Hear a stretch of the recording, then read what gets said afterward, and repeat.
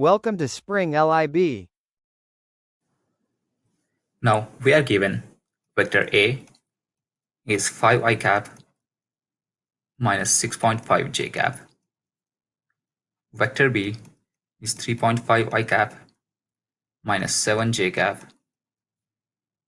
And let's say vector C is Cx I cap plus Cy j cap. Cx and Cy are its x and y components respectively. Now we are also given that A is perpendicular to C, which implies the dot product of A and C is 0. Now we know that dot product is defined as, if we have two vectors A and B, then the dot product is defined as the sum of the product of their individual components, which would be AX BX plus AY BY. Hence, in this case, A dot C would be the A components, the X components multiplied, which is 5 multiplied by CX, plus the Y components, which is minus 6.5 CY is equal to 0.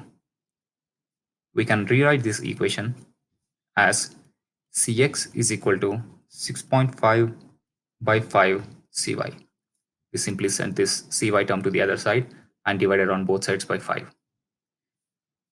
Now, we also know that the dot product of B and C is 15 units. Hence, B dot C is 15, which gives product of X components, which would be 3.5 multiplied by Cx plus the Y components, which would be minus 7 multiplied by Cy is equal to 15. Now, we use this equation and eliminate one of the two free variables, Cx and Cy, in this equation. Let us substitute for Cx. Now, this is 3.5 multiplied by, instead of Cx, we can write this expression, which is 6.5 by 5 Cy. Now, we already know this is minus Cy is equal to 15.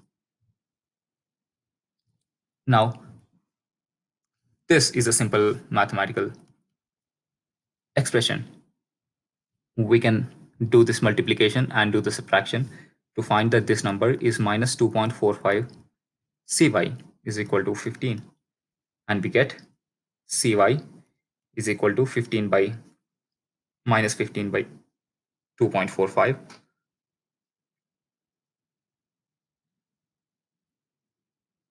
which is minus 6.12. Now, by substituting this into this equation, we can find Cx. Now, Cx is equal to 6.5 by 5 multiplied by minus 6.12, which gives you minus 7.96. Hence, the vector C